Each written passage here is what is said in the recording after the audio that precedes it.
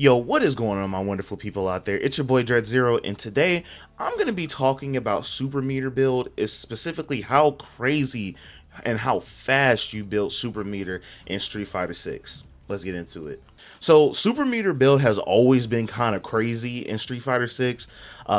Especially when the game first started, like in the first 2 years, you would see a lot of like level twos from like Rashid or Ed or Blanca, like those crazy level twos. Even before like the meter build got nerfed while some of the level twos were out, like Ed, it was still crazy. And so now, after the Elena patch, things have gotten even crazier. So after Elena dropped, she came with a patch, and specifically, there's one thing that I want to read to you guys that makes Super Meter Build even crazier than it was before, and that is that the player who escapes a throw will now receive more drive gauge and super art gauge than before. What that means essentially is that if you successfully tech a throw, you will gain both drive gauge and super gauge. The drive gauge to me isn't necessarily a problem. I think that was a good change, but I didn't realize at the time how good the super meter build would be from a throw tech. So I'll go ahead and show that real quick. So it may not look like a lot right there, but if you look at the bottom left, I got just about, I would say about 10% of super meter build.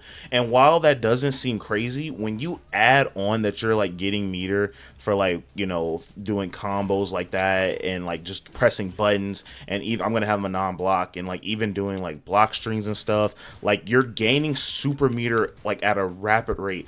And with a lot of like drive rush cancels, you'll like delay tech, or like if you're in the corner and you potentially get throw loop, you delay tech, and it's giving you a bunch of opportunities to get super meter even faster than before. Originally, I thought that that was a really good change. However, after like playing a lot and like seeing a lot of like tournaments and like pro play and stuff like that, and even just in my own games, I'm feeling like I'm seeing level twos and level threes far too often, far too many times in my games and in other people's games and in tournament as well.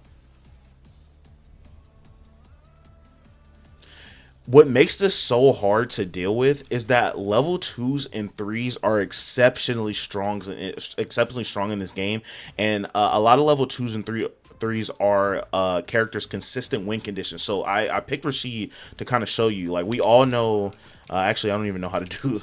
Yeah, there you go. Quarter circle back, no quarter circle back, kick. Just having this on the screen and having to deal with that like multiple times in a game, like this is Rashid's like win condition. Like he can just like start doing stuff.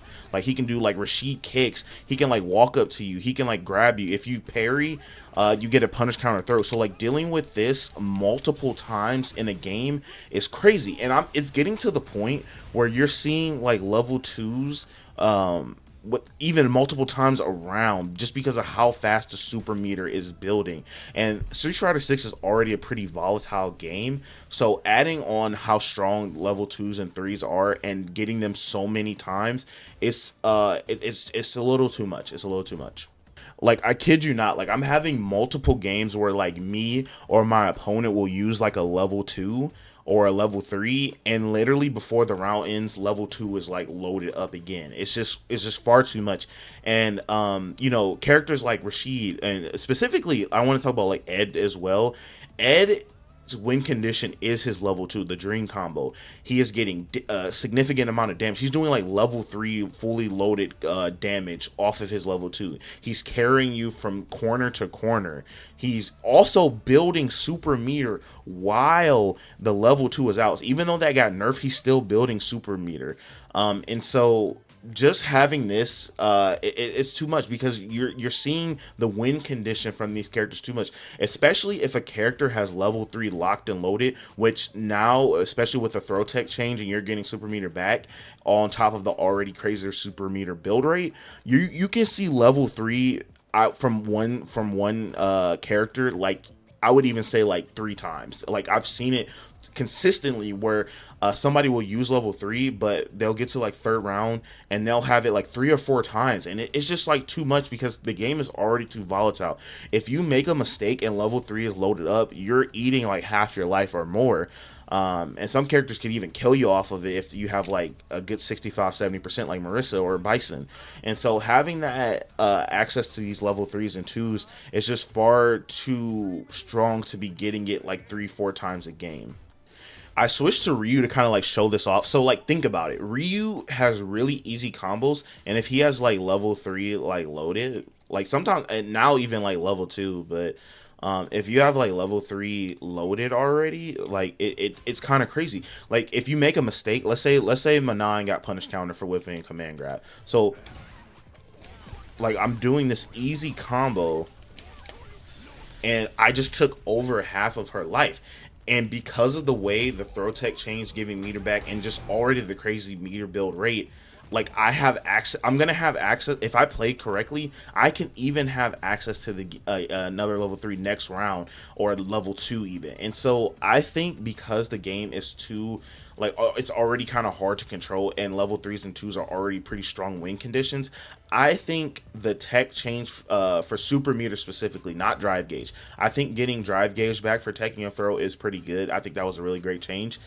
But super meter specifically, I don't think you need to be getting super meter anymore for throw teching, because the game is already volatile, and if you make a mistake, you're going to get blown up. And having access to that level of damage consistently, and that level of pressure and win conditions consistently like that, is just far too strong. I think, for example, level 2, like Rashid's level 2, Blanca's level 2, Ed's level 2, I think we should only be seeing that like maybe like once around. Like I still think that these are really strong, but like if there's only going to be 2 rounds in a match, maybe 3 depending on how the rounds go, but let's just say for the sake that you like you win both rounds, maybe 1 level 2 per round, and then 1 level 3 per game unless you are going to a third round.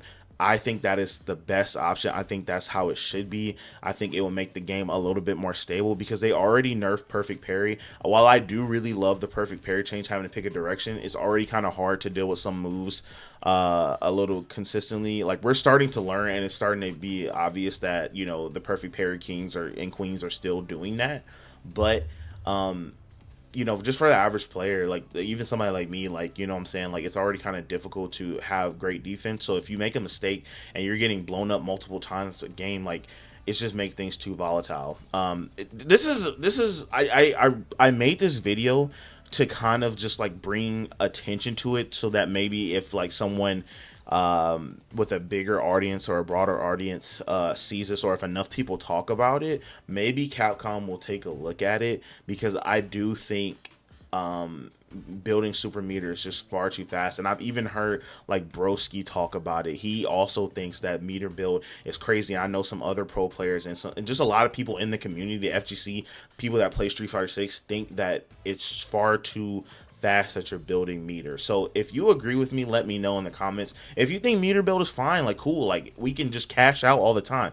But I personally think that building meter so fast, and from teching and everything, like combos, block strings, how fast you're building meter, it incentivizes for you to completely cash out all the time, because you're not afraid of not having any super meter. I think it will make better decision making on when you should use your super meter if you didn't get as much every single round. So now you're just completely going brawling and offensive and dumping all your meter all the time, because with the right sequences you will have your level 2, you will have your level 3 again for the next round, and that's just far too much for me. So again, let me know if you agree in the comments. If you also think meter build is just a super meter build, not drive gates, super meter build is a little too crazy, let me know in the comments. If you don't think it is, let me know. I really want to have that discussion with you, and maybe I can see your point of view on why you think that the super meter build right now is fine. Like maybe from a spectator point of view,